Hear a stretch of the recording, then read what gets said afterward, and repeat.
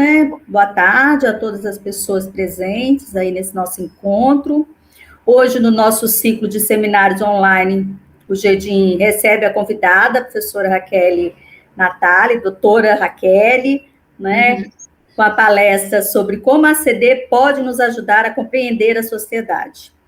Então, a professora Raquel é doutora e mestre em Linguística pelo Programa de Pós-Graduação em Linguística da UFES, graduada em Letras Português pela Universidade Federal do Espírito Santo e em Comunicação Social, Publicidade e Propaganda pela Faculdade Novo Milênio. É pesquisadora no Grupo de Estudos sobre o Discurso da Mídia, do GEDIM, coordenadora do Grupo de Estudos e Pesquisa em Educação, Gênero, Sexualidades e Diversidades, com quem eu divido a participação também nesse projeto dela, né? Professora de língua portuguesa no Instituto Federal do Espírito Santo, professora efetiva, né? Ela defendeu a sua tese de doutorado em 2020, sob o título Femirracídio em Notícias sobre Violência contra Mulheres Negras no Espírito Santo, um estudo discursivo e sociocognitivo, e o seu mestrado ela defendeu em 2015, com um período sanduíche na Universidade Pompeu Fabra, sob a orientação do professor Theo, e o título foi Representação Social da Violência de Gênero contra a Mulher no Espírito Santo. Ambas pesquisas sob a minha orientação, com quem também dividi algumas, né, de suas publicações.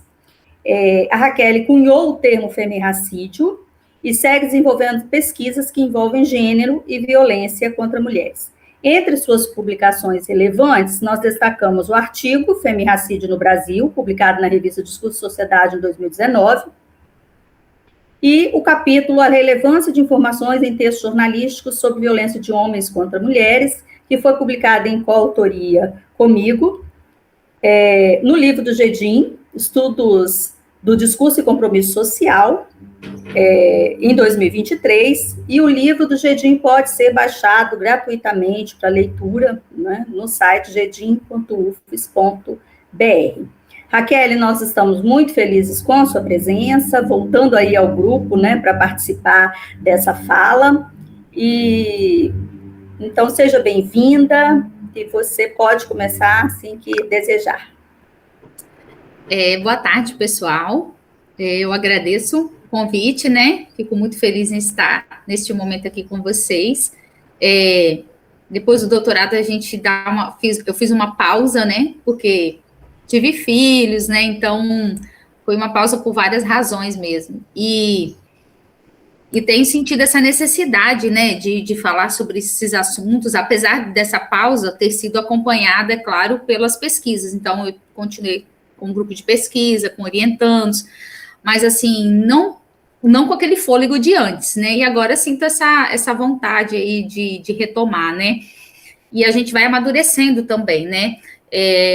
Esses dias mesmo eu estava lá olhando para a minha tese e vendo algumas coisas, né? Assim, algumas formas de pensar, né? De desenvolver, de raciocinar a respeito de algumas coisas ali do texto, e isso é muito legal, né, que a gente vai vendo que a gente pode avançar, né, em vários aspectos, desculpa, esbarrei aqui, e crescer mesmo em outros ali, que acredito que podem ter muito ainda a serem explorados e desenvolvidos, né. Então, eu vou fazer uma fala, eu acho que eu posso falar um pouco, e depois a gente bate um papo, Micheline, pode ser assim? Então, eu tentei separar algumas coisas assim para o diálogo mesmo, né, para não ficar com uma cara assim de seminário, né. Então, quando eu propus esse título, né, como a CDA nos ajuda a enxergar a sociedade, eu pensei justamente na razão de estarmos reunidos aqui nessa tarde, né, que seria pensar como a análise crítica do discurso nos ajuda a entender alguns fenômenos, né, alguns acontecimentos, enfim, né, na sociedade, que eu acho que é o que todo mundo quer, né?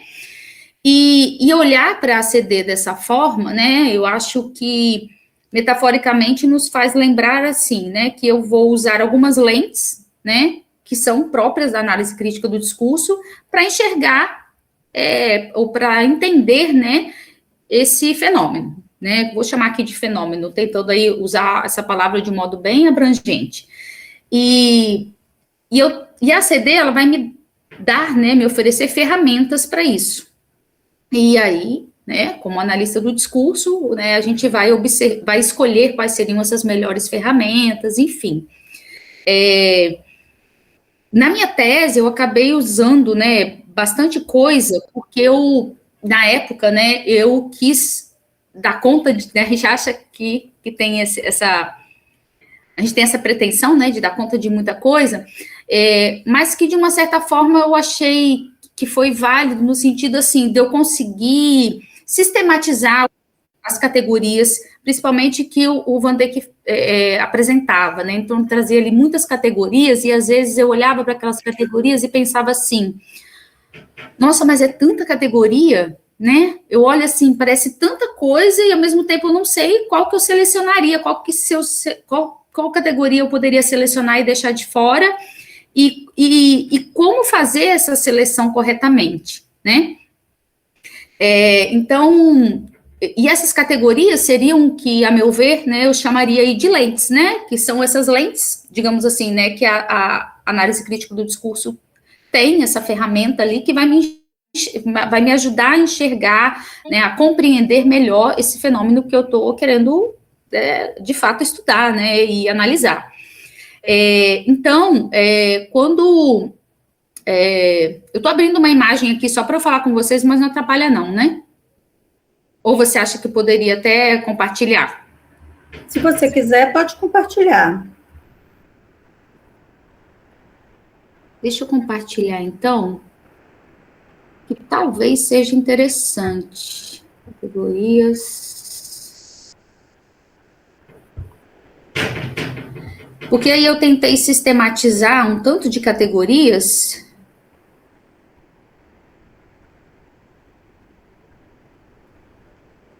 Deixa eu ver qual é a janela. Aqui, achei. O tanto de categorias que eu acho que são relevantes quando a gente pensa assim, em qualquer análise, né? Para qualquer análise, né? Então, aqui eu peguei como se eu estivesse tomando como exemplo o estudo que eu fiz mesmo, né? Que foi em relação à violência contra as mulheres. Quando eu penso, então, na análise crítica do discurso, eu acho que a seleção dessas lentes, então, né, metaforicamente, como eu estou falando, elas seriam fundamentais e uma seleção precisa dessas categorias, né, é fundamental para eu ter o resultado que eu quero, para eu chegar a essa compreensão. E eu vou lembrar, né, que a análise crítica do discurso, ela vai partir da tríade, né, que é discurso, cognição e sociedade, né, e que dentro dessa tríade, dentro do discurso, eu vou ter lá várias categorias, né, desde categorias sintáticas, léxico, até categorias semânticas, né, mais amplas. Dentro da sociedade, eu vou ter tempo, espaço, local, atores sociais, né? Eu vou ter um outro grupo de categorias no nível social.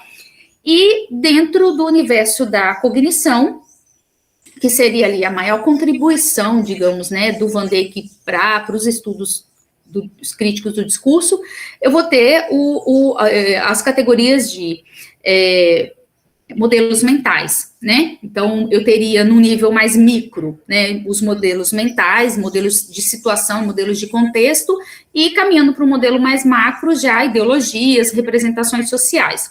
Então, ele sempre falava isso o tempo inteiro, que quando ele pensava em categorias, ele pensava nesses elementos que me ajudassem, então, a compreender o fenômeno que eu estou querendo estudar, né?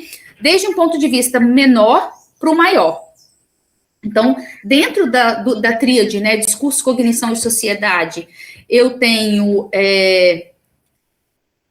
dentro de cada nível desse, né, eu tenho uma categoria micro que expande para macro. Então, se eu pensar em cognição, eu tenho os modelos mentais, que vai ficar no nível do indivíduo, né, do meu sujeito ali, e no nível mais macro, as representações sociais, que vai atingir um grupo grande de pessoas. No nível do discurso, eu vou ter palavras, né, o léxico, até o nível semântico, um pouco maior. E no nível da sociedade, eu tenho o ator social, até também no nível da sociedade, que eu vou ampliar também para o grupo, seria para grupos sociais, né? Então, eu saio do meu ator social até grupos sociais. Então, em todos eles tem esse movimento do menor para o maior. Não necessariamente eu vou fazer uma análise, eu vou pensar o fenômeno do menor item para o maior, não. Eu posso fazer também um movimento contrário. Eu posso começar pensando assim, né? Pensando aqui no exemplo, né, da violência contra a mulher.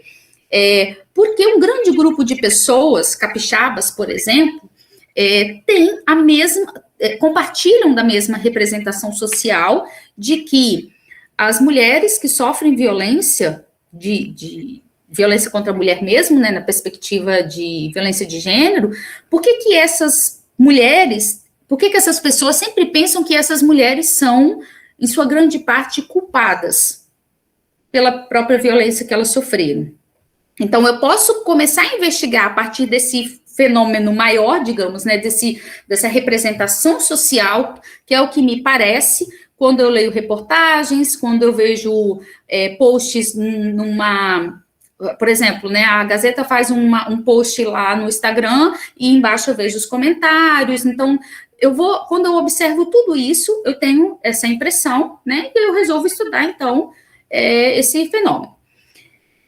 E também, né, vai acontecer isso no nível da sociedade, no nível da cognição, né, como eu acabei de falar das representações sociais. Então, não necessariamente, embora ele desenhasse as categorias do micro, desenhe, né, do micro para o macro, eu também não preciso fazer esse movimento sempre do menor para o maior, não tem problema. Mas é interessante que eu acho, isso para mim esclareceu muita coisa, que quando eu estou pensando, né, em estudar alguma coisa, né, fazer uma análise, eu tenho sempre que reconhecer, né, que todo tipo ali, de fato, ele vai estar relacionado a essa tríade, que é o discurso, que é a cognição e que é a sociedade, né, então não tem como não passar por todos eles, e então, né, decidir quais categorias dentro de cada um eu poderia escolher para investigar. Então, quando um exemplo aqui, né, eu falei sobre sobre o feminracídio, né, eu fiz esse arranjo, né, copiando e colando um pouco, pedi um pouco para a inteligência artificial resumir para mim, mas não está bem formatado, porque eu tentei formatar e não ficou legal, tá? Mas é com base nos capítulos até 3 e 4 da minha tese, que tem bastante categorias, né? Basicamente, aí, todas as categorias que ele falou que seriam relevantes aí para isso, né? Então, quando eu vou pensar no nível do discurso, né, eu vou ter, como eu coloco ali, temas e tópicos, né, que é como esse assunto ele é tematizado, por exemplo, na mídia, ou como ele é tematizado em conversas, né, ou nas redes sociais, enfim.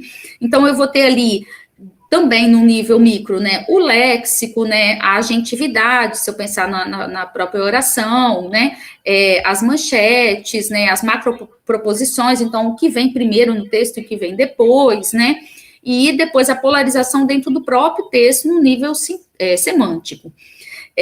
Já quando eu já vou para a representação das vítimas, aí seriam dos atores sociais, tanto das vítimas quanto agressores, né, pensando ainda nesse nível menor, né, micro, digamos assim, eu vou ter papéis sociais, que eu estou no nível do indivíduo, né, as profissões, a classe social,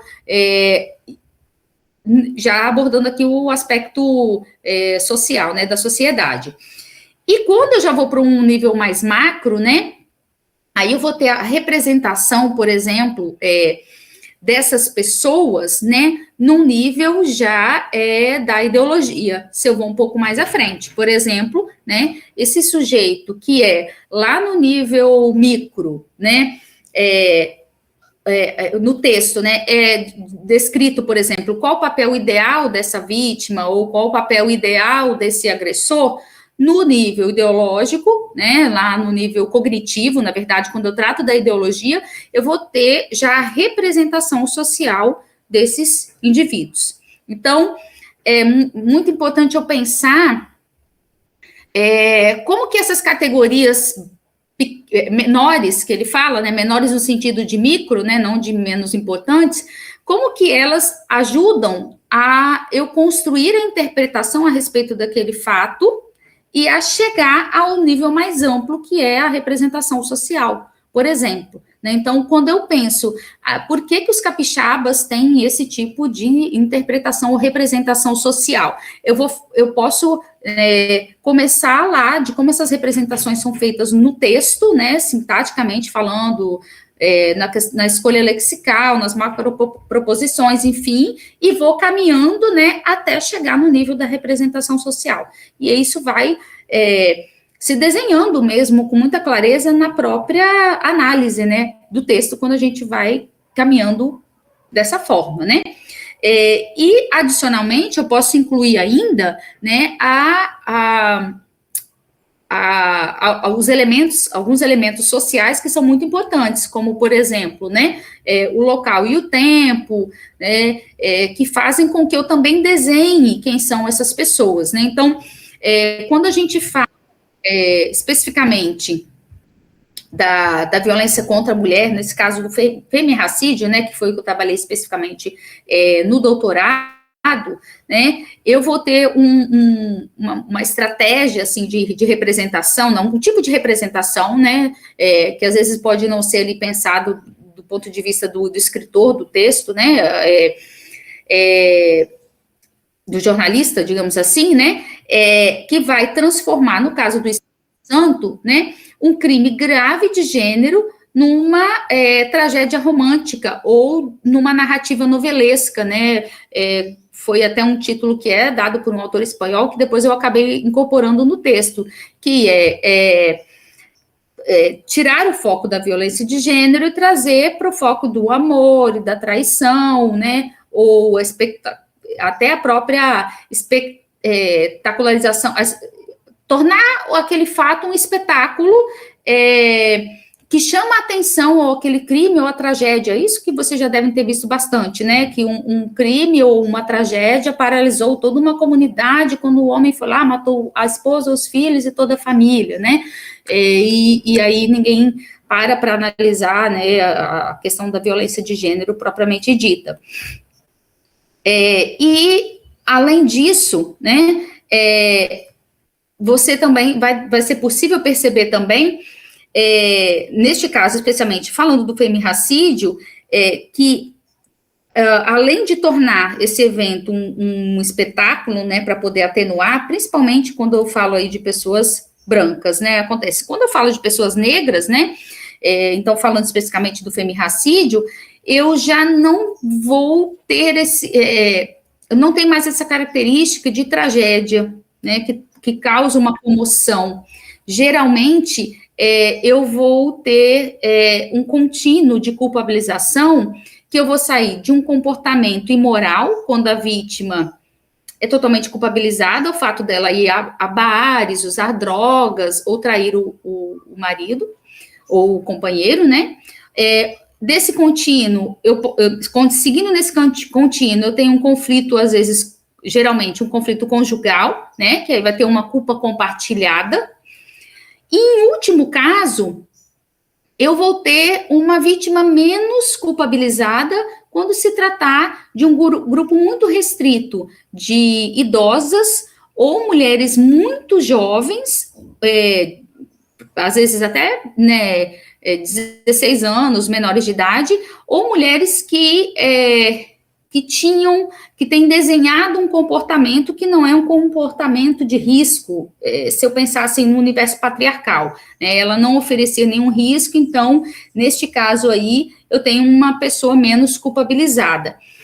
Mas todos eles, né, mesmo eu falando desse contínuo de culpabilização, mesmo eu falando, no caso dessa narrativa novelesca, né, eu vou ter aqui uma interseccionalidade entre gênero, raça e classe social. Se eu falo especificamente da violência, do femirracídio, né, que seria pensar essas mulheres negras e geralmente periféricas, né, que moram em regiões da periferia, e que têm atravessado ali, além da violência de gênero, no mesmo patamar, ou talvez nem no mesmo patamar, talvez, eu diria que gênero e raça estariam no mesmo patamar, classe um pouquinho abaixo, talvez. Isso aí, por exemplo, é uma questão que deveria ser mais estudada e pensada e analisada mesmo, né? Então, esse marcador de raça e gênero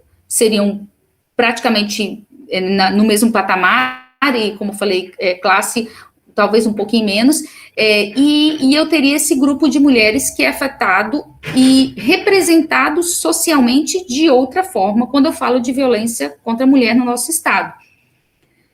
Que é, né, a partir disso como eu comentei, que parte desse comportamento mais imoral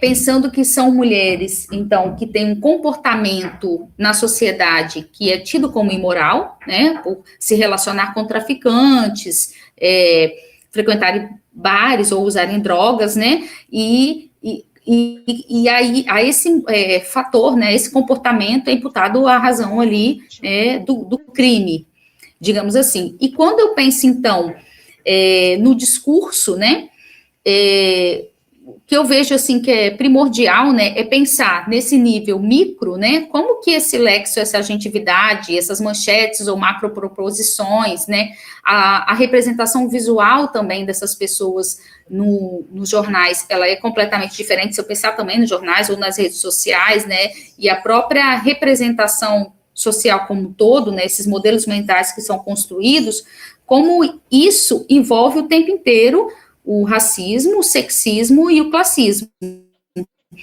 que são ideologias, né, que se interseccionam e vão formar, então, essa representação social do que seria a violência contra essas mulheres negras na nossa sociedade.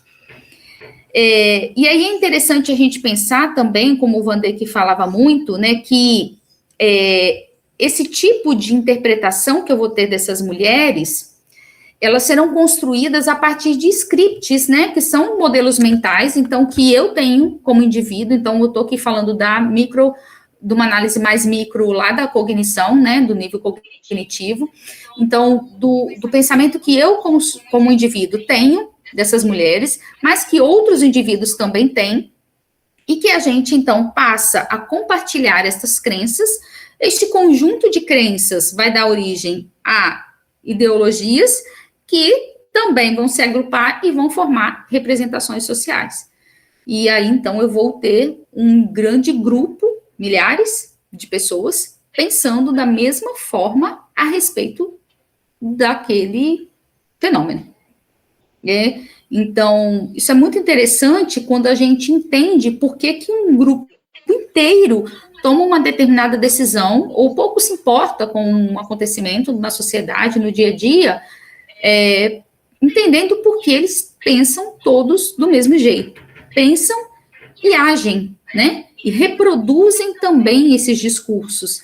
Então, além de pensar, né, dessa mesma forma, então, essas mulheres negras, geralmente pobres, né, que sofrem violência, elas têm elas são vítimas ou nem são vítimas, né, a maioria das vezes elas nem são interpretadas assim, e são menos importantes na nossa sociedade do que se eu estivesse tratando de outras mulheres que não fossem negras, por exemplo. E aí essa leitura, né, essa construção social, essa representação social faz com que este grande grupo de pessoas não só pense, mas haja da mesma forma em relação a essas pessoas e falem, né, da mesma forma em relação a essas pessoas. Então, os discursos proferidos em relação a essas pessoas são os mesmos. Né? Então, é muito interessante que a gente consegue perceber que como partindo do discurso, partindo da análise crítica do discurso, eu consigo acionar ou chegar à compreensão de como aquelas pessoas pensam. E por que esse tipo de representação, ele continua sendo reproduzido na nossa sociedade ao longo de muitos e muitos anos. Então, é muito interessante quando a gente chega a essa compreensão mesmo, né? E uma coisa muito interessante é que, para além né, de a gente pensar, da gente entender por que esse grande grupo de pessoas pensa assim, né, e reproduz esse tipo de discurso ao longo do tempo, a respeito dessas mulheres, por exemplo, é interessante a gente entender que, mesmo essas mulheres estando vivas ou mortas, elas continuam sendo violentadas. E aí vem essa ideia do contínuo, né, de violência, que ele não vai acabar, a violência não vai acabar quando a mulher morre. Na maioria das vezes, há o que a gente chama de revitimização, né, que a mulher, ela morre e ainda assim ela continua sendo violentada discursivamente. Se eu tomo como exemplo aí um jornal, ou eu falo comentários no Instagram, porque isso é muito interessante, né, ler os comentários, e é muito interessante a gente acompanhar e ver como as pessoas pensam, né, realmente a respeito de um determinado assunto, porque essa mulher, mesmo morta, ela continua sendo revitimizada ao não ter, ao não receber, ao ser culpabilizada pelo crime que ela sofreu. Tem um exemplo, deixa eu ver se eu encontro aqui, eu acho que eu não...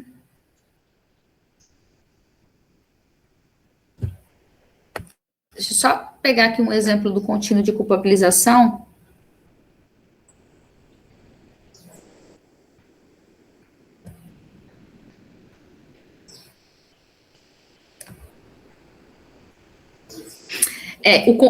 Um exemplo, agora eu lembrei, um exemplo muito, muito interessante, né, na época também do doutorado eu estudei, mas continua aí a todo momento, né, são das mulheres, né, que estavam sofrendo violência, né, então, elas estavam, quais mulheres, né, de novo, as mulheres negras, né, geralmente, a maioria delas eram de classes mais pobres, e elas recebiam uma medida protetiva, a notícia mencionava que elas tinham medida protetiva, e em seguida a morte aconteceu, né? Então a medida era, obviamente, antecedia a morte, né?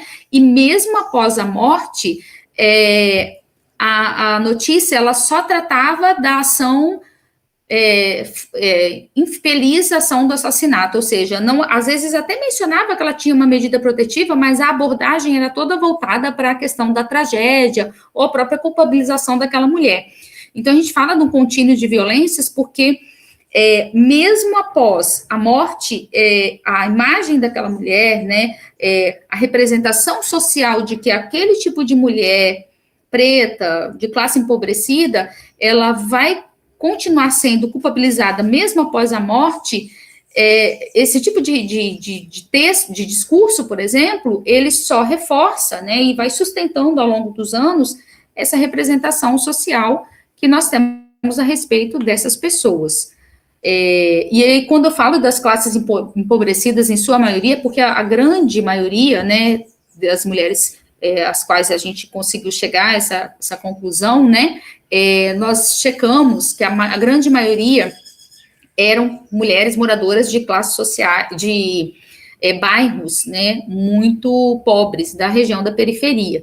Então, a classe social, ela não era um eixo de opressão que estava previsto lá no início do trabalho. No início do trabalho, assim, pensava, não, femirracídio é porque as mulheres pretas, elas morrem muito mais do que as brancas, né? Os dados confirmavam, era 3 vezes mais o assassinato, o femirracídio, né?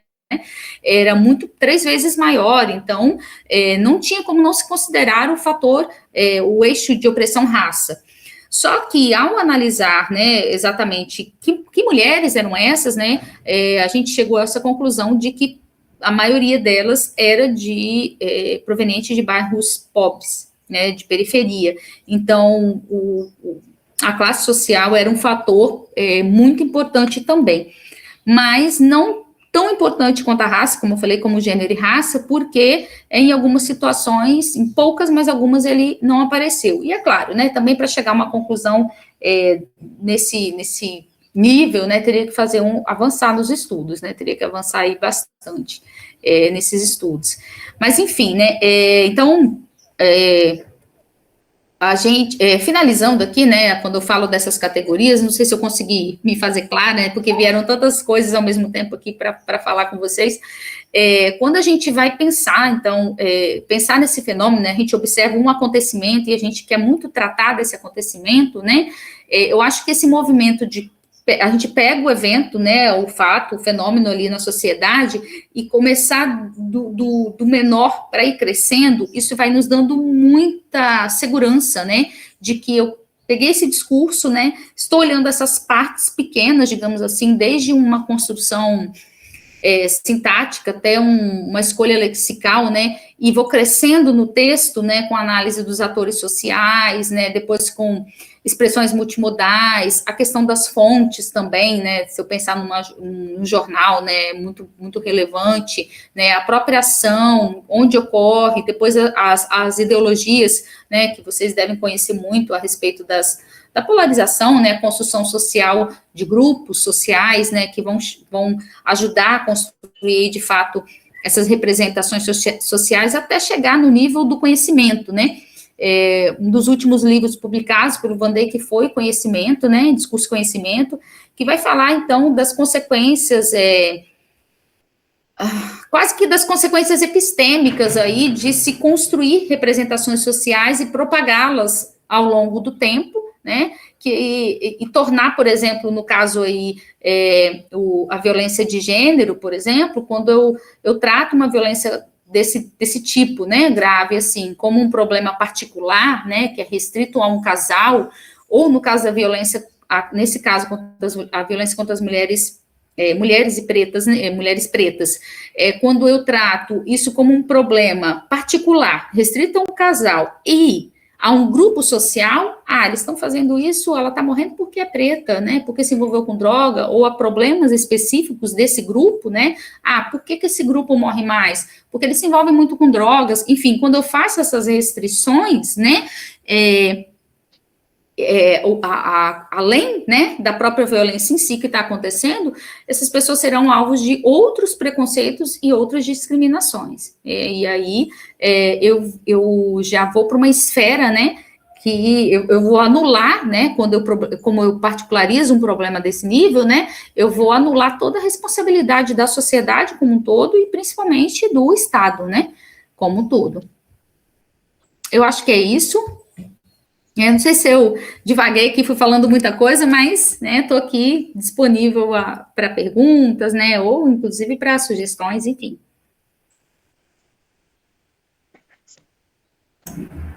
Raquel, você vai tirar da tela? Vou tirar. Para eu aparecer, né? Isso.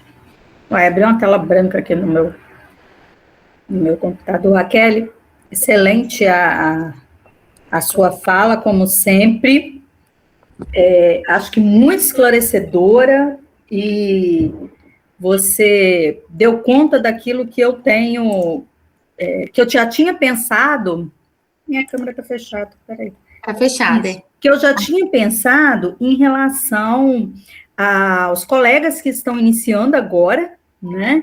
E, assim, a sua apresentação foi extremamente didática para eles entenderem, né, a proposta, principalmente para quem está chegando agora, né, estudando agora a abordagem. Eu acho que você deu, assim, uma clareada muito grande aí no que as pessoas têm lido, né, e já tem que, você sabe como começar passa rápido?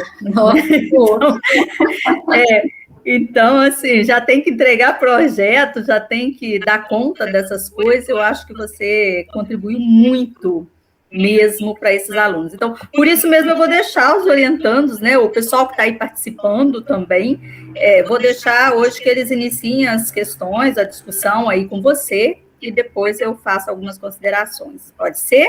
Claro. Então, pessoal, quem vai abrir a fila? Olá, boa tarde. Boa tarde. Raquel, satisfação em conhecer a autora da tese que eu estou lendo atualmente. Que legal. Me interesso muito justamente por estar estudando, né? Sou mestranda, meu nome é Glaucimar. E satisfação de conhecer. E aí eu não li toda ainda, estou numa leitura pontual, fazendo as anotações, porque eu estou pesquisando sobre a morte de mulheres transnoticiadas nos jornais, no jornal. Nossa, que legal. Então você tem mais interseccionalidades, né? Exatamente. Então, quando você trouxe aí a questão das categorias, fiz 300 mil anotações aqui, achei fantástico. Então, estou iniciando ainda nesses estudos e já me deram, as suas falas já me deram vários pontos que eu preciso estudar realmente para construir a minha forma de análise, as categorias que eu vou usar. Então, muito obrigada. Mas tem uma pequena pergunta, né? Até coloquei aqui. Nesse sentido, né, de todas essas narrativas que são, todas essas notícias que são veiculadas, essas narrativas construídas, como que a análise crítica do discurso, ela pode contribuir para desnaturalizar essas narrativas? Ótimo. Como que a gente poderia pensar sobre isso, a desnaturalização dessas narrativas por meio da análise crítica do discurso? Glau, até no mestrado, né, o George, tudo bem, George? Vou falar que ele é jornalista, né, tudo depois bem, ele vai me xingar. Raquel. No mestrado, eu lembro que a gente teve essa inquietação, não foi, Micheline? E aí a gente resolveu até, eu acho que no final da dissertação, não lembro se entrou como anexo, agora que me falha a memória, porque a gente pensava assim, vou só falar o que tá ruim, mas e como eu melhoro, né? Então, na época, né, tem que investigar agora, mas eu acredito que deve ter um material bacana sobre isso aí, já mais bem atual. Na época, a gente, então, identificou, um exemplo, né, quando eu falo lá das macroproposições, né, que é eu tematizar primeiro numa manchete o que eu trago a vítima primeiro, ou apago, né, enfim. Quando eu vou fazendo isso, ou as escolhas lexicais, então você vai chegar a essas conclusões, vou pensar no nível lexical, no nível micro, né, se eu pensar ali da parte do discurso, e aí você vai observar que depois no arranjo mais semântico, né, você vai ter uma construção aí já, que vai, na hora que você fez essa análise mais micro, e aí você vai crescendo para uma análise mais macro do discurso, outras coisas vão começar a aparecer. Opa! Tem um monte de manchete aqui que é muito parecida estruturalmente, que polariza esses atores sociais, né? Então, vitimiza mais esse, criminaliza mais aquele. Outra coisa, assim, opa, isso aqui aparece mais ou menos. Eu cheguei a ter um monte de capítulos de livros, aplicou um negócio aqui, de capítulos de livro e tal, que ela fala da passivização, enfim, né? Então, essas coisas, elas vão aparecendo e aí você já vai pontuando o que você vai colocar lá, por exemplo, quando você for trabalhar a questão do nível social e do cognitivo. Então, também era uma coisa interessante que eu lembrei aqui agora, quando eu estava analisando, né, eu pegava lá a tríade, né, discurso, cognição e sociedade, né? Eu pensava sempre assim, eu abria, né, um capítulo para discurso, que é onde eu estava trabalhando, aí eu deixava aberto o capítulo sociedade e o cognição. Eu sempre gostei primeiro da cognição, depois acho que ir para a sociedade. E aí eu já colocando, nossa, que ótimo isso aqui, que ótimo isso aqui, que aí quando eu ia para os próximos capítulos, já estava quase que desenhado para mim qual eram as categorias que eu ia pegar, né, porque conforme os textos vão te trazendo esse material, você já vai elencando, nossa, isso aqui é ótimo para trabalhar a polarização entre atores sociais, nossa, isso aqui é ótimo para trabalhar modelos de contexto ou modelos de situação, que são duas subdivisões dos modelos mentais, mas são interessantes porque, com base neles, você depois consegue defender a representação social, por exemplo, a respeito desse fenômeno que você quer estudar. E aí, enfim, quando a gente chegou nisso, mas a gente falou, e se algum jornalista, então, lesse e falasse assim, poxa, eu quero agora, então me fala como que eu tenho que fazer. Aí a gente buscou, encontrou vários documentos, inclusive internacionais, na Espanha tinha muito, né, que acabou que eu tive mais contato com eles lá, e a gente também, por causa do Van Dijk, né, Micheline, que direcionavam como que tinha que ser uma boa manchete, sabe, para essa manchete não revitimizar, para ela não colocar, apagar o sujeito, um dos atores sociais, né, enfim. Então, a gente elencou vários documentos nas referências, e eu não sei se só ficou no nível da referência, ou então, como eu te falei, como anexo, eu tinha que lembrar, para poder dizer como deveria ser. Só que você está fazendo o doutorado, o mestrado? O mestrado? Mestrado, Raquel. Aí só que a gente esbarrou num ponto que chegou nessa hora, que a gente falou assim, nossa, isso vai dar outro mestrado, né? Então a gente elencou, acho, um documento com sugestões, com bases nesses documentos oficiais. E se não sei se a gente chegou a outras conclusões com base no que a gente tinha estudado, mas isso seria ótimo. Você pode abrir um último capítulo, depois das análises, né, ou entrar até nas considerações finais e colocar, né, direcionar para documentos, às vezes nacionais e internacionais, que direcionam para como esse assunto, esse fenômeno deve ser abordado na mídia. Que aí que inclusive, né, esses documentos, eles dão um direcionamento, às vezes, do ponto de vista jornalístico, mas você também pode analisá-los e sugerir, a partir dos seus resultados, o que você considera que é mais assertivo ainda. Aí você, né, usa análise crítica. Entendi. Obrigada, entendi. Mais para o capítulo final, as considerações finais mesmo.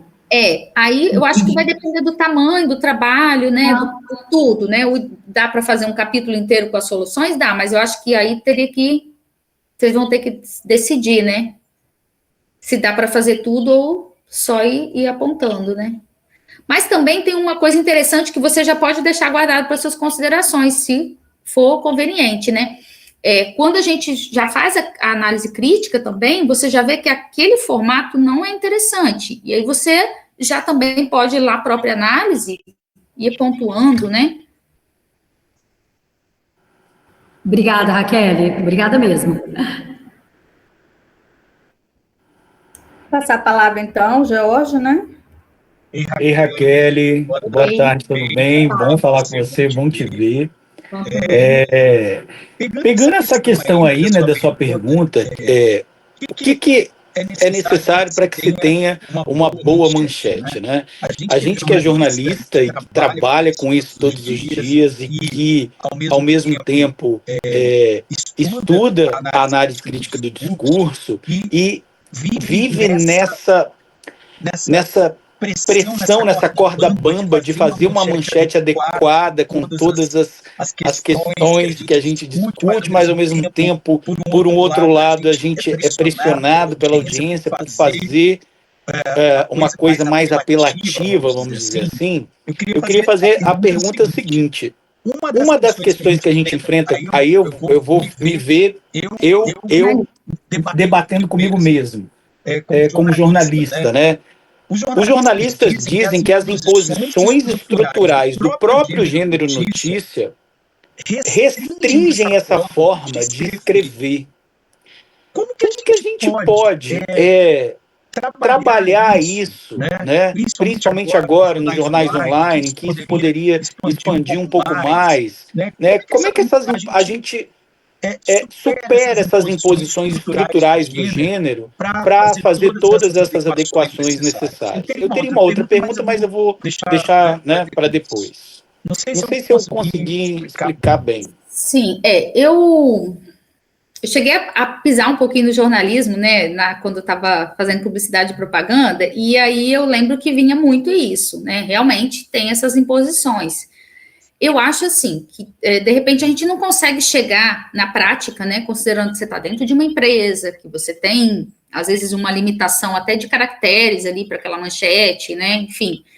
Então, eu acho que, às vezes, você não chegaria no ideal, que era o que se gostaria, né, mas eu acho que atender a um básico e principal, já seria um ganho muito grande para todos nós, né, que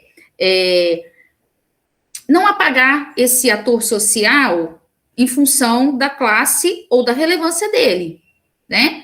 Então, quando a gente tem um crime numa classe social mais alta, que eu envolvo pessoas, sei lá, conhecidas, né? A gente vê nitidamente que eu tenho o acusado, o nome dele não aparece, a foto dele não aparece.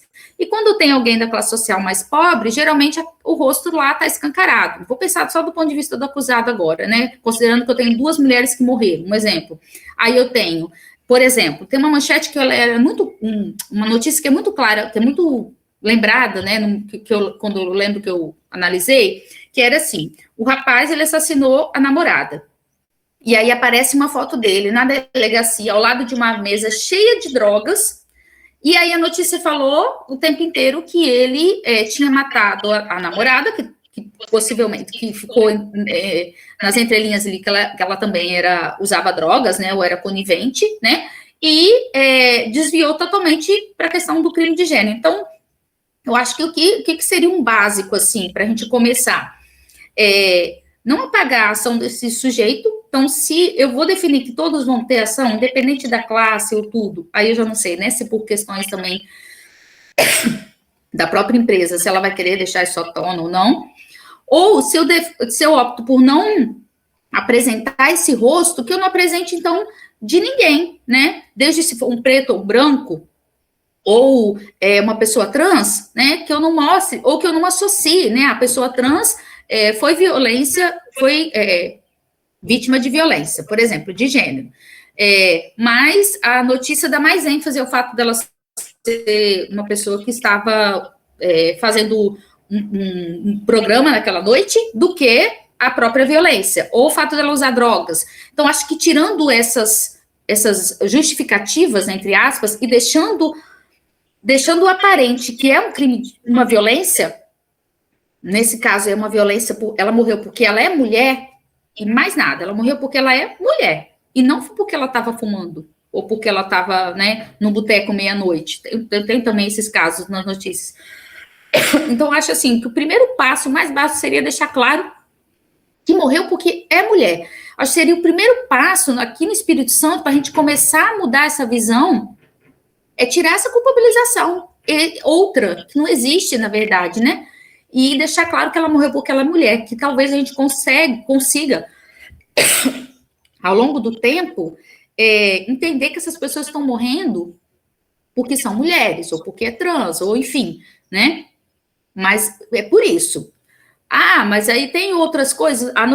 Pode ser que a notícia até cite lá no meio da notícia, não seria o ideal, mas pelo menos tirando isso da manchete. E também isso numa perspectiva multimodal, né? Por exemplo, nesse caso que eu citei, eu colocaria o quê? Eu poderia colocar, estava o rosto do rapaz estampado. Então, preferi colocar o rosto do rapaz. O João assassinou a namorada. Primeiro no lead, né? Lá no primeiro parágrafo. Razões, deixar claro que foi por motivações de gênero, de violência contra aquela mulher, porque ela é mulher. Eu deixaria claro ali. E do restante, tocaria. Eu acho que isso já seria um grande avanço. Porque eu estava lembrando aqui, agora você perguntou, você estava falando daquele caso do marido que assassinou a esposa lá no norte do país, foi? E matou os 2 filhos. Ele matou os 2 filhos, depois se matou, desculpa. Não foi? Aquele caso, o mundo inteiro, a internet inteira quis matar a mulher, porque disseram que eles tinham terminado o casamento e ela tinha traído o marido. Então, ficou que ela perdeu os 2 filhos nessa situação porque ela cometeu um erro que foi trair o marido. Então, ficou claro, e não foi, né? Foi o tipo de violência foi outra, né? Então, acho que, assim, antes da gente pensar numa estruturação perfeita da manchete, que eu vou ter essas limitações de caracteres ou essas outras coisas, seria deixar claro que foi por motivação, porque ela morreu porque é mulher. E no lead também, morreu porque era mulher. Se eu tiver que colocar depois que ela estava no boteco, que seriam as condições lá, não, posso deixar claro onde, como, porquê e etc, né, as perguntinhas lá do lead, eu deixo claro só que ela estava, qual foi o local, pode ser, se quiser, o horário, né, mas não que ela estava lá porque estava fumando, porque foi no bar, não, eu deixaria isso para, se possível, nem colocar, mas se tem que colocar por imposições, eu colocaria depois, para esse primeiro impacto começar a mudar.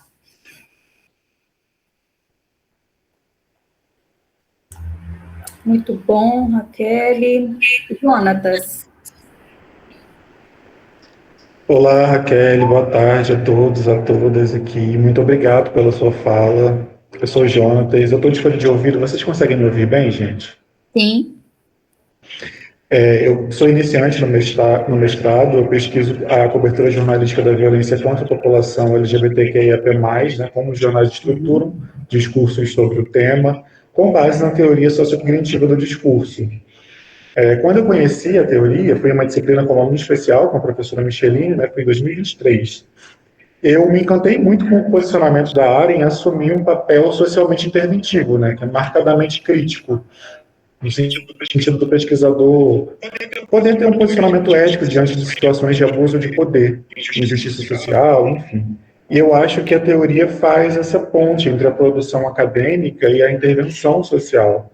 Quando eu explico para os meus amigos a minha pesquisa, falo que eu pretendo fazer um manual de cobertura jornalística sobre a violência contra a população LGBT, eles me perguntam se eu faço mestrado profissional, por exemplo. E aí eu queria entender um pouco mais, assim, na sua visão, como que nós podemos pensar esse papel interventivo durante e ao fim da dissertação, tese, enfim. Sim. Você está trabalhando com o discurso jornalístico também? Sim, eu sou jornalista, eu trabalho usando a cobertura jornalística, o discurso na cobertura jornalística na violência contra a população LGBT. E a sua profissão hoje também é jornalista, você falou, né? Eu atuo como assessor de imprensa, né? Eu não estou com jornalismo de redação mais, já atuei na Rede Tribuna, mas eu estou em assessoria de imprensa hoje. Eu, assim, pensando aí no nível, por exemplo, como você, George, né, assim, considerando que vocês são jornalistas, né, e tem uma abertura, né, desse outro lado, né, porque às vezes a gente acaba atuando, por exemplo, né, sou professora, a minha intervenção, ela fica muito no nível escola, né, aluno, escola, se pensar pesquisa, né, universidade. Hoje eu faço trabalho de pesquisa e extensão, por exemplo, no presídio feminino, aqui em Colatina. Então, a gente vai tendo esses braços, né? Como jornalista, por exemplo, seria, acho assim, fabuloso, né? E dependendo da abertura que você tiver em determinados lugares, né? Pensar, né? Uma proposta de melhorias e avanços mesmo, né? Como a Glau falou, como que eu proporia, o que seria bom, então? Eu, a partir até da pergunta do George, como que essa mídia, então, deveria fazer isso? Pensando aqui na mídia capixaba, né? A partir de todos esses estudos que já foram feitos, por exemplo, GEDIM tem muita coisa, né? Que todo mundo já fez. Como que eu poderia melhorar isso, né? E propor aí uma intervenção, né? No mestrado profissional, geralmente você produz um produto, né? Na dissertação, você pode pensar nessa parte, então, de análise, né? De ir propondo a análise e a solução disso, por exemplo, ou essas intervenções, como eu estava falando com o George, realmente, quando a gente vai pensar numa manchete, se a gente pensar estruturalmente, e reescrever, né, eu vou ter que pegar cada notícia, né, mas e se eu pensar, às vezes, no nível mais abrangente, eu penso que agora seria, às vezes, até mais eficaz, né, eu dizer, né, e falar, olha, dá para conciliar, né, o jornalismo, né, e mudar isso daqui, mudar essa forma de apresentação, de representação desse tipo, né, de crime, né, ou em relação a esse grupo específico, né. Então, acho que uma intervenção muito boa, né, seria dentro do próprio jornalismo. E aí, é claro, né, se você não consegue pôr em prática, às vezes não vai dar tempo para fazer executar, e assim, você pode pensar no nível de produzir um material, né, dentro do seu próprio trabalho, que dê direcionamentos e orientações claras para o que se pode fazer. Eu acho que não precisa inventar a roda, não, como a gente estava falando, né, evitar, não apaga esse sujeito aqui, né, se você vai falar, não põe a vítima aqui na frente, né, o nome da vítima no tópico, no tema central ali, né, com macroproposição. Então, acho que fazendo ajustes simples, né, inicialmente falando, depois é possível chegar a elaborações maiores, por exemplo, no doutorado, né, que o mestrado a gente vê que passa muito rápido, né, mas se você já fizesse esse manual, eu estou falando manual, mas pode ser nas próprias análises, né, de dar esse direcionamento, seria perfeito, né, e se vocês como jornalistas, né, depois conseguissem levar esse trabalho adiante, por exemplo, né, publiquei a minha dissertação de mestrado, ok, defendi, finalizada, agora consigo levar isso para o jornal, pesquisador divulga, pesquisador publica tese assim, ou dissertação assim, sabe? Da mesma forma, quando um pesquisador da UFES, da área de tecnologia, da engenharia, né, ganha uma notícia de jornal, por que não a gente ganhar, né? É tão raro, é raríssimo, acho que Michelini já foi poucas vezes, né, Micheline? Para o jornal. E é um trabalho tão grande, tão fabuloso, né? Então, é pegar esse trabalho e joga para a mídia, né? Publica uma manchete, ou pode trazer, por exemplo, até, sei lá, o resultado de trabalhos do grupo de estudo, e aí fala como que esse jornalismo pode ser direcionado, né? Isso é importantíssimo.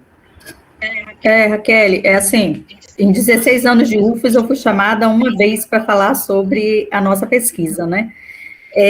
Mas hoje, atualmente, né, eu tenho dividido muito dessas nossas aflições com o George, que vira e mexe, me chama no WhatsApp, professora, essa notícia, ou ele vê uma manchete que ele percebe na hora que não pode ser, né, que não está de acordo com aquilo que a gente tem dito, ele já chama atenção. Então, assim, hoje nós temos uma pessoa que está num lugar que dá essa possibilidade, né, de rever, e aí, assim, acho que o Jorge já salvou muitas manchetes em relação, né, a isso.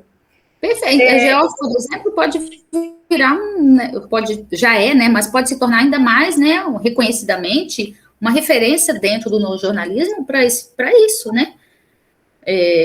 Tantas políticas públicas que o próprio governo do estado tem que fazer para combater a violência contra a mulher, um braço delas é o jornalismo, por que não? Né? E existem recursos, inclusive financeiros, para isso, né, que podem ser direcionados. Isso. Mas, Adriana?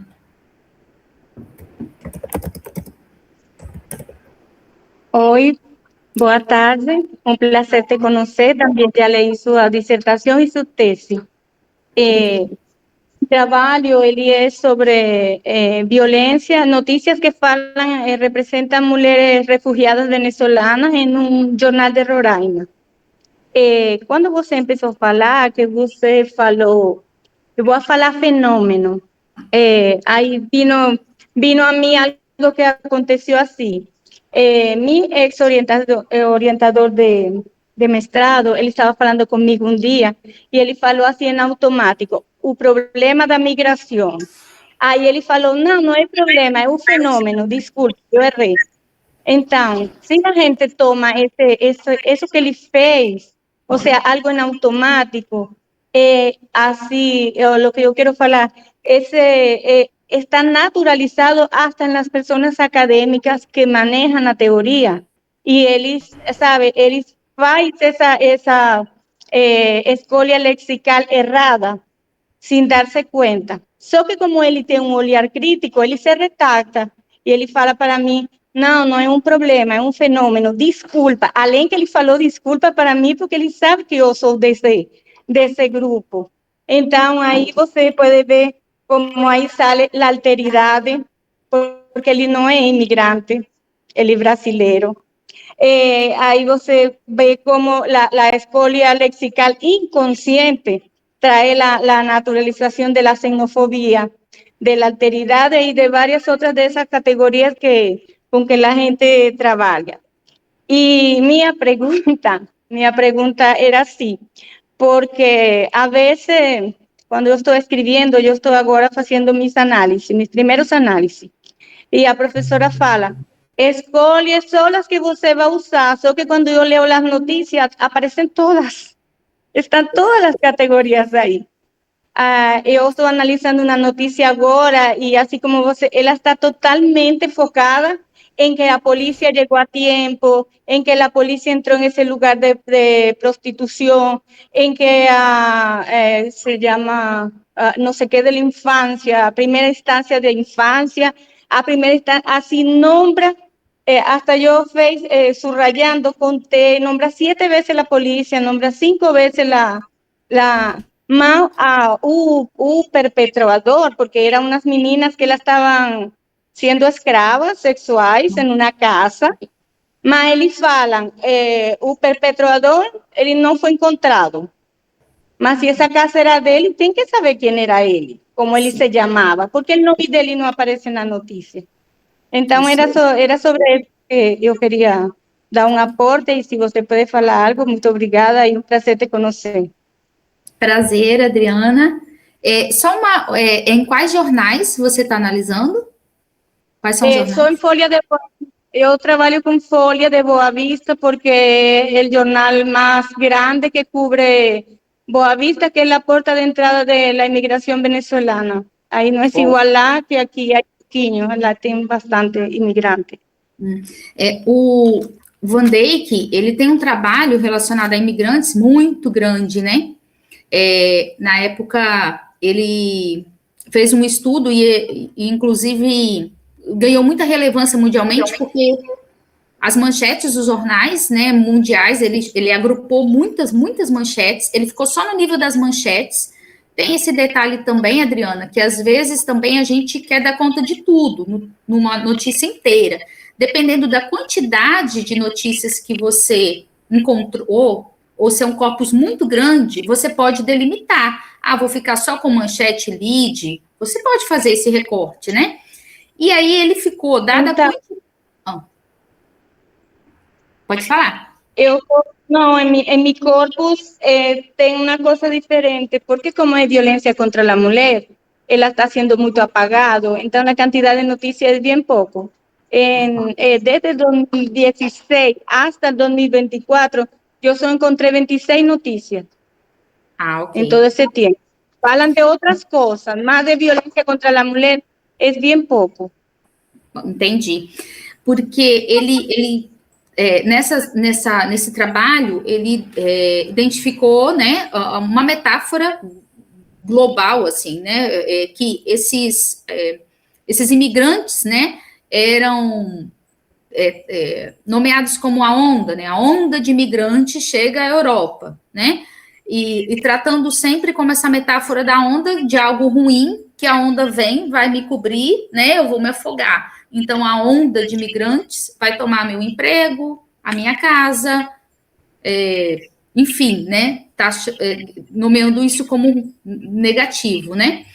E aí, quando eu penso assim, né? Como ele falava, né? Quando você encontra muitas coisas, o ideal é você fazer uma leitura geral das 26 e identificar o que é mais recorrente.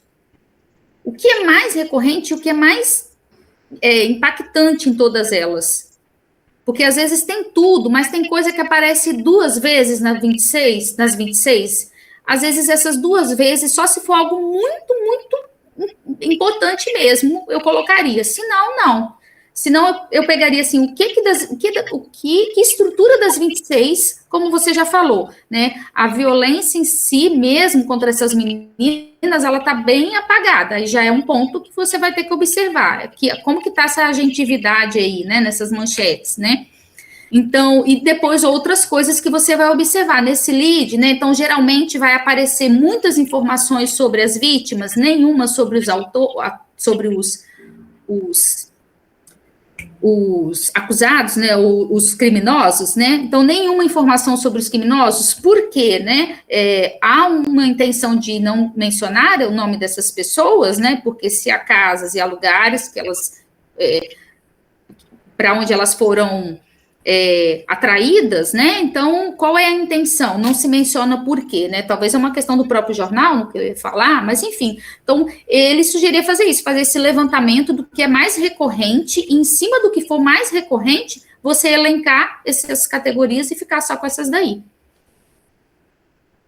Tem a necessidade de passar por tudo.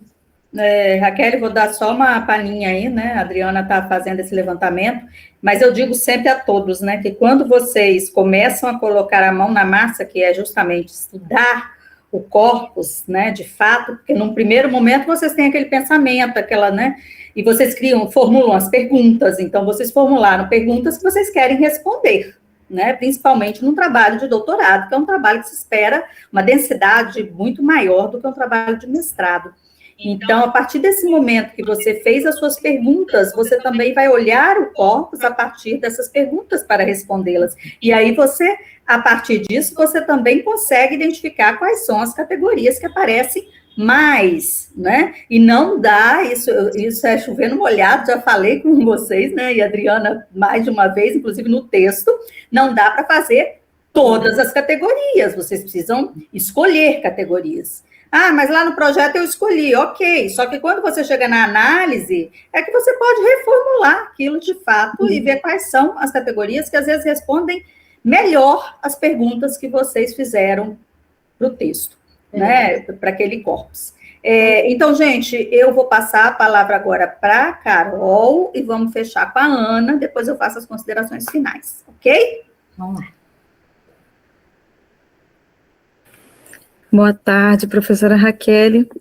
Um prazer te conhecer, assim como os outros, eu também recebi textos seus para ler, eu estou em pós-doutorado com a Micheline nesse momento, e estou conhecendo os estudos críticos do discurso pela vertente do Van Dijk, né? Eu conhecia um pouquinho mais pela vertente do Fairclough, foi por onde eu comecei a estudar a análise crítica de discurso, e agora estou conhecendo a proposta do Van Dijk.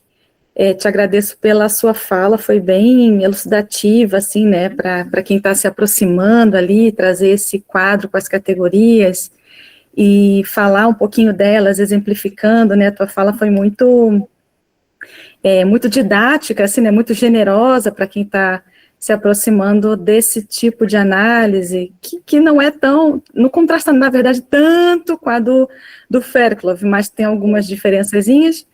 Então, te agradeço muito pela generosidade de fazer essa fala aqui para a gente hoje, e queria comentar, você comentou muito bem ali com a pergunta de Glau, que foi uma pergunta muito, muito inteligente, muito perspicaz, eu acho, e é uma pergunta, assim, sei lá, acho que visceral para todo mundo que está na pós-graduação. Em algum momento a gente se pergunta, tá, mas para que serve isso que eu estou estudando? O que eu faço com isso? Né?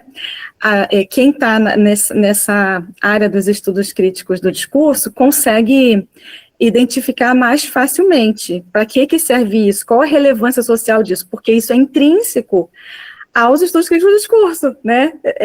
Está muito relacionado ao que acontece na sociedade, a gente consegue ver uma aplicação, né, daquilo que a gente está estudando. Mas essa é uma pergunta mais visceral ainda para quem não é dessa área, para quem trabalha, sei lá, com descrição linguística, né? Sim. Meu Deus, o que eu faço? Estou estudando esse fenômeno linguístico, o que isso muda no mundo, né? Quem que vai ler isso aqui que eu estou fazendo? Só eu e outro louco que nem eu que vai se meter nisso aqui. Então, é uma pergunta, acho que de muitos pós-graduandos, né? Não só dos pós-graduandos, de quem está na pós-graduação se embrenhando em escrever uma dissertação, uma tese, mas também dos familiares, dos amigos. Tá, mas isso aí que você estuda serve para quê? Onde é que a gente usa isso aí, né? Então, a pergunta de Glau, acho que pode ser desdobrada nesse sentido, mas não só uma pergunta sobre que não perguntou exatamente sobre isso, né? Ele perguntou, tá, mas como é que a gente faz para mudar? Né? Essa foi a pergunta de Glau. E aí você comentou, né, que os jornalistas podem fazer, tal, a partir do que você observou na sua pesquisa, mas eu como professora, e acredito que aqui tenha outras pessoas, professoras também, né, algumas pessoas de letras provavelmente vão né, a Raquel é professora, outros aqui são professores, o nosso... não sei, acho que o mais imediato, que está mais perto da gente, é a educação, né? Por via da educação. Então, como é que a gente faz para mudar? Tem uma frase ali das Vivianes, da UNB, as duas pesquisadoras de análise de discurso crítica, elas usam ADC, né? Que elas dizem assim, a consciência é o primeiro passo para a emancipação. Então, a partir de obter esses conhecimentos que a gente tem com contato com os estudos críticos do discurso, a gente desenvolve pesquisa, mas a ideia é que aquilo saia do papel, inclusive na mesa, acho que foi a mesa uma das mesas, né, ali nos últimos dias de Conel, que Micheline compartilhou com a professora Viviane, com a professora, esqueci o nome da Jefa fez uma fala muito, assim, uma frase, né, muito importante para a gente que trabalha com estudos críticos do discurso. Decolonização, estudos críticos do discurso, não é só teoria, é prática. Tem que sair do discurso e ir para a prática. E aí a pergunta de Glau é nesse sentido, como é que a gente faz para mudar? Então, o professor, em sala de aula, vai, claro, dependendo do seu contexto de ensino, vai adaptar esses conhecimentos e levar essas análises para os seus estudantes. E a gente começa a ver uma movimentação da sociedade no sentido de entender que nem tudo que está ali no jornal é exatamente do jeito que é, ou que está sendo dito de maneira honesta, porque a gente começa a ver, por exemplo, você mencionou as redes sociais, excelente para ver isso aí. Às vezes, vocês já devem ter visto isso, tem lá uma manchete e alguém vai risca tudo e coloca como que aquilo deveria ter sido escrito, né? De forma que não reverberasse racismo, classismo, machismo, né?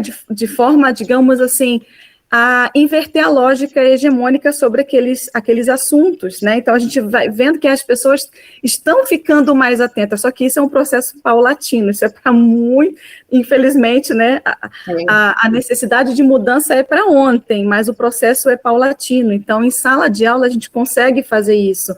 Eu trabalho quando pego línguas mais avançadas, né? Eu sou professora de língua espanhola na Universidade Federal de Santa Catarina.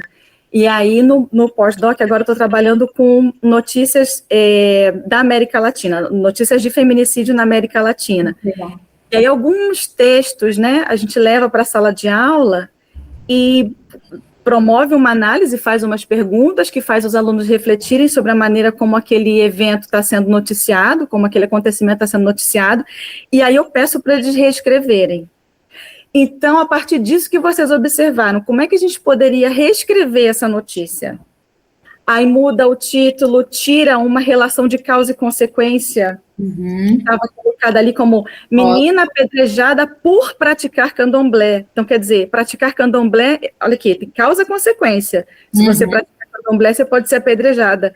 Isso está sendo naturalizado ali naquele enunciado. Então, menina apedrejada por preconceito religioso. Né? Então, a gente muda ali o termo. Então, é o suposto, o suspeito do crime, mas se a pessoa foi identificada, como que é suspeito?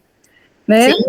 Então, vai mudando ali os termos, né? E aí os alunos reescrevem notícias, por exemplo, é uma atividade que a gente pode desenvolver enquanto professor, no sentido de ir sensibilizando o olhar das pessoas para esses textos, né? Com potencial ideológico. Né? Então, acho que a pergunta de Glau é muito importante, não só enquanto estudante dessas teorias, mas também como agente social, né? Como é que a gente faz para mudar? O que a gente pode fazer para mudar?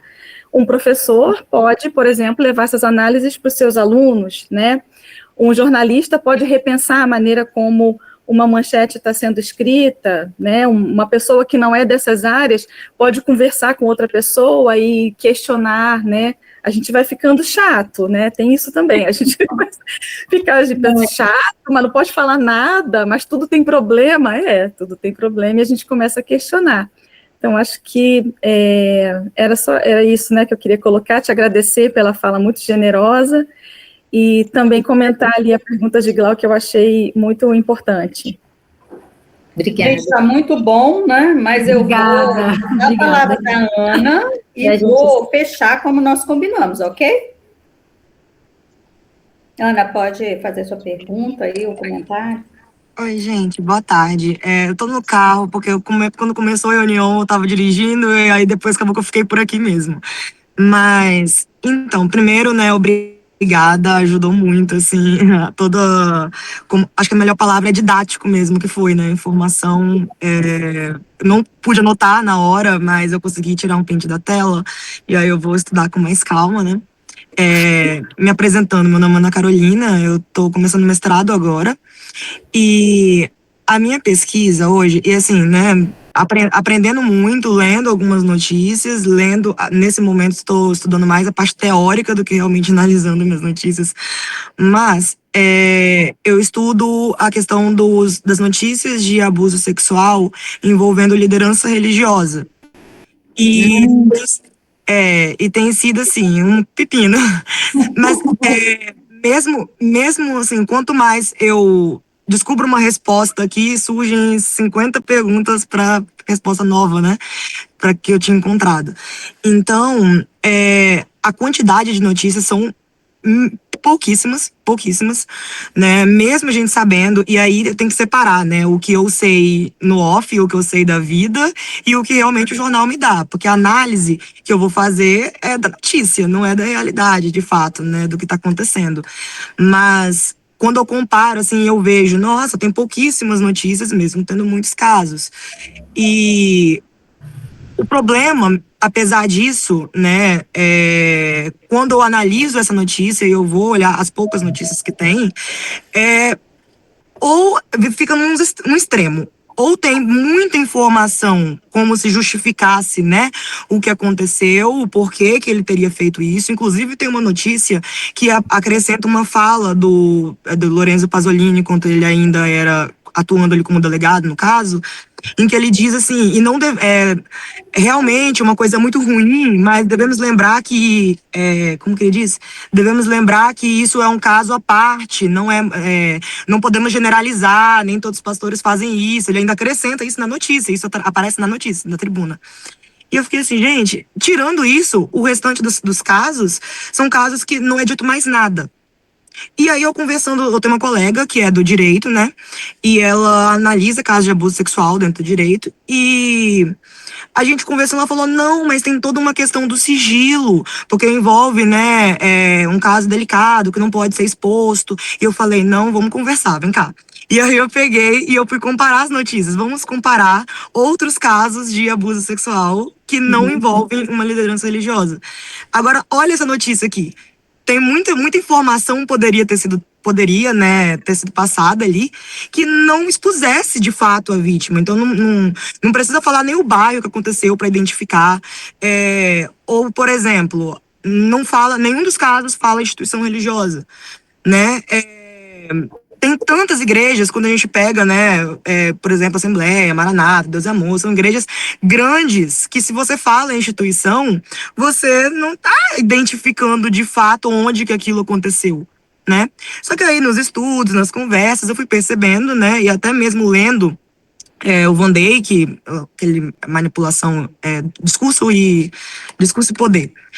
Lendo, a gente vai vendo que, na verdade, como as instituições, né, e aí entra a instituição religiosa, que para além da fé, para além da questão religiosa, a gente tem aí uma questão corporativa mesmo, né? Então tem muito dinheiro envolvido. A igreja, ela é cliente do jornal. Então, até que ponto o jornal pode expor um cliente sem ele se comprometer? Então, envolve muitas camadas. Eu tenho olhado muito para esse ponto realmente de como o agressor está sendo construído e protegido na notícia para que o jornal acabe não se comprometendo também, né?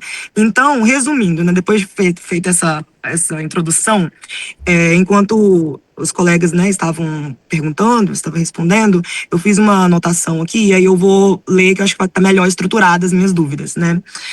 Você acha que é possível, pensando nessa lógica de repensar as notícias, repensar a forma, né, de passar um caso, você acha que é possível repensar a estrutura de um discurso que ele parece ser construído para proteger a imagem do agressor e da instituição a qual ele é vinculado?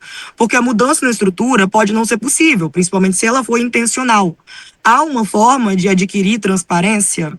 E aí eu complemento, né? Minha preocupação não é só com como é dito, mas como a desinformação, né, essa falta de informação que é colocada na notícia, que não é, né, informação que não é trazida na notícia, também garante a manutenção de uma sociedade violenta para as mulheres. Ainda mais quando você pensa no contexto das mulheres evangélicas, que são, né, muitas vezes são mulheres pobres, mulheres periféricas, são mulheres que estão ali sujeitas, né, constantemente a uma violência, muitas vezes não denunciam, ou quando denuncia o caso não é noticiado, então a gente não tem muitas notícias, e aí eu me sinto impotente, digamos assim, né, analisando eu fico, como que eu vou lutar com uma coisa que nem tá ali na notícia, entendeu? E com a informação que não vem, né, de forma transparente.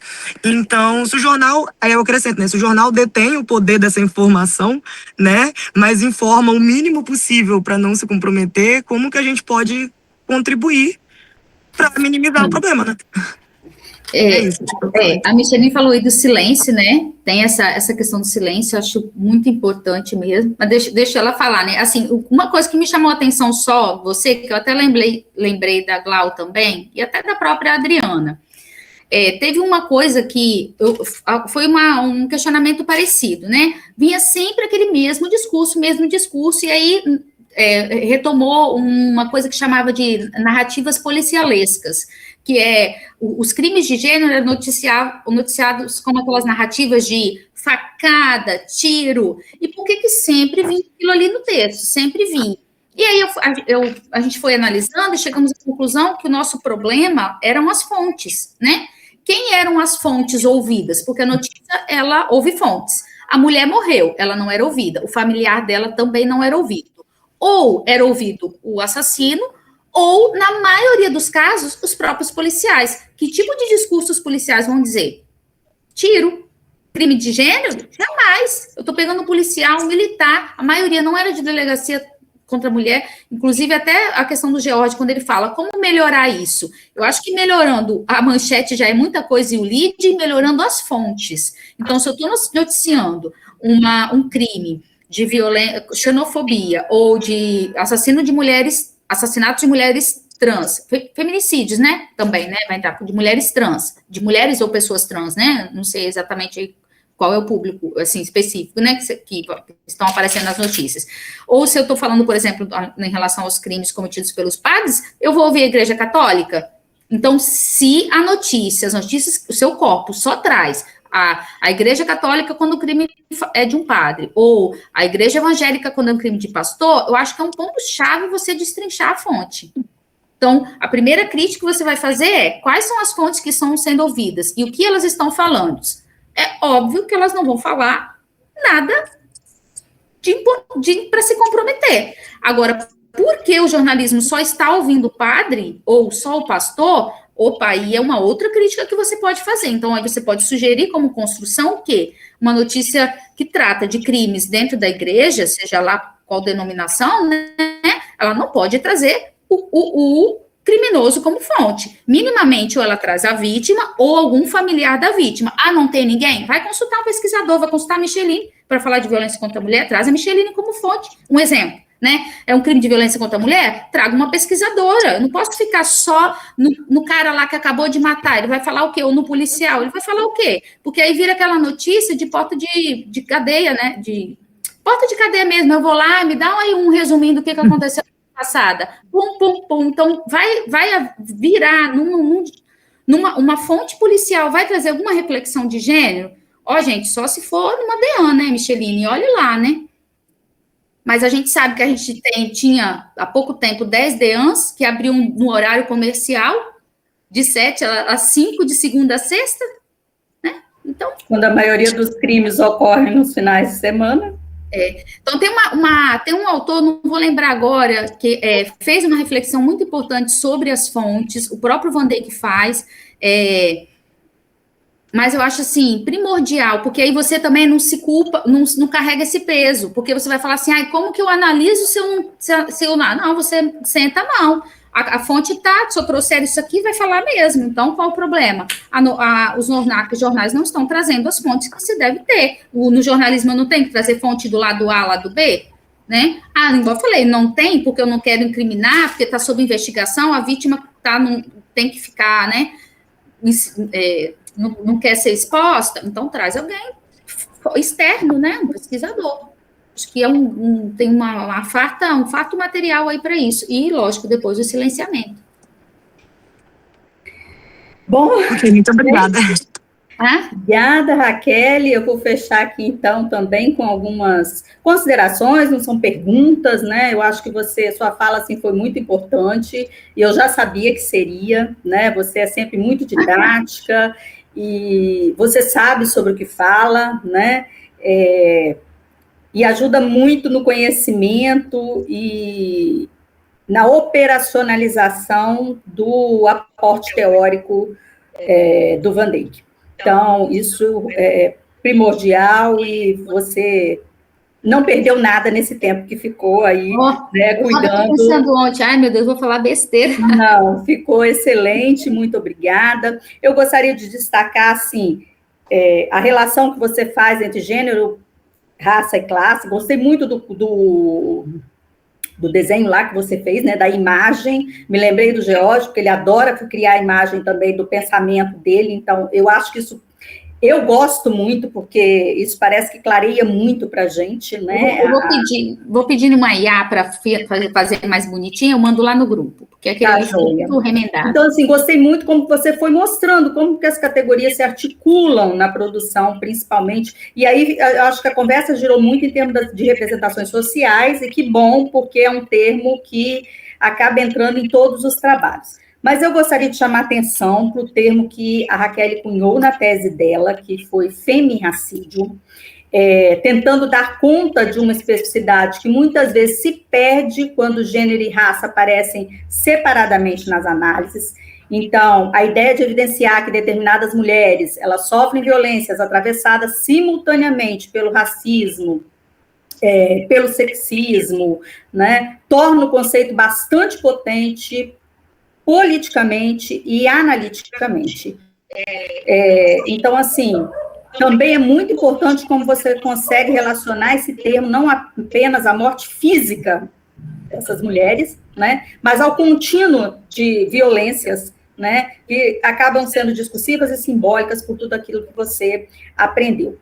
Ao mesmo tempo, eu fico pensando que o conceito abre um campo muito rico para aprofundamento teórico e metodológico. Acho que na hora que você puder, né, Raquel, você deve dar um pouco mais de gás para o termo, tá? Talvez, assim, tentando solucionar aquelas questões que na tese, na defesa, você percebeu que ficaram ainda, né, para complementar, porque isso diferencia muito, né, o femirracídio daquilo que a gente tem visto nas leituras sobre raça, né? O feminicídio racializado, por exemplo, ou necropolítica de gênero, ou outras formulações que são usadas, né, para tratar, já assim, usadas na literatura mesmo, para tratar da violência interseccional. Eu acho que é justamente aí que está uma das forças da sua proposta e de você ter cunhado esse nome, né? Que você provoca o debate conceitual e acaba tensionando, né, as categorias já estabilizadas.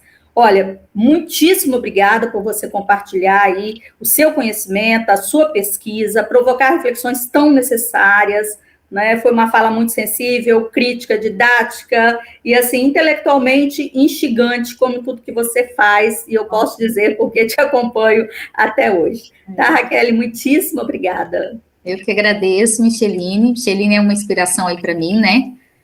Onde tudo começou, ela que me apresentou o Van Dijk, o livrozinho Discurso e Poder, né? Então, tudo lá do início. Começamos a pesquisar juntas violência contra mulheres no Espírito Santo. Foi.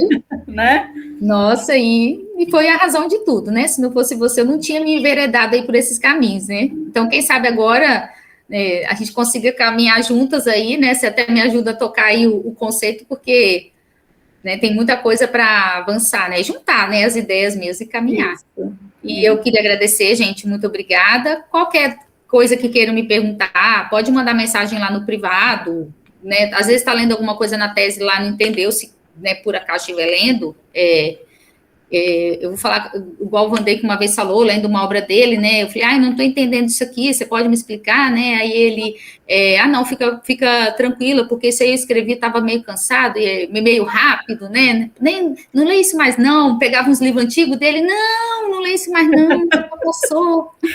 E a gente sempre discutiu isso, né, trabalhar com autor vivo. Uma maravilha. Então, se tiver alguma coisa que eu falei lá que talvez não está claro, pode mandar no privado mensagem, eu fico, assim, super tranquilo para responder a qualquer momento, né? Eu vou tentar fazer aquele arranjo melhor para mandar para vocês mais bonitinho, para tentar resumir aquilo, né? Que eu acho que fica melhor. Igual eu falei, eu fiz lá no Paint, porque eu joguei no ChatGPT, ele não me deu um negócio bem feito, eu falei, meu Deus, aí fui no Paint mesmo, eu falei, vou fazer esse arranjo aqui, mas aí depois eu mando para vocês, e qualquer dúvida estou à disposição, sucesso para todos vocês, né? Espero vê-los em breve aí nas defesas, né? Obrigada, Raquel. Obrigada, o George está lembrando aí, gente, da foto, né? Tá. Quiserem abrir as câmeras. Momento foto.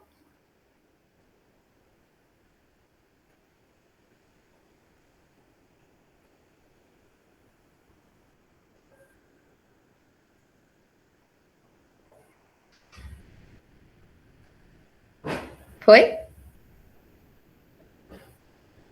Foi, gente? Eu não sei quem tá tirando. Gente, alguém tirou, porque eu não... Tá fechado, George.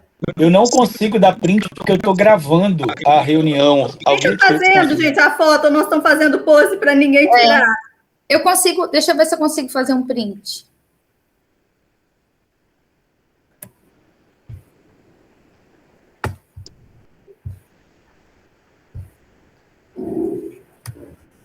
Eu fiz uma também. Consegui também. Joia, joia. Eu mando lá no grupo. Aí, gente, obrigada, viu? Obrigada às pessoas que começaram a participar agora. Espero que vocês voltem, que tenham gostado, tá bom? O Rômulo aí, que falou do trabalho dele. Eu já até abri aqui, Rômulo, para olhar depois com calma. Tá? Obrigada a todos vocês pela presença e muitíssima Raquel por essa aula que ela nos deu. Obrigada, gente. Tchau. Tchau.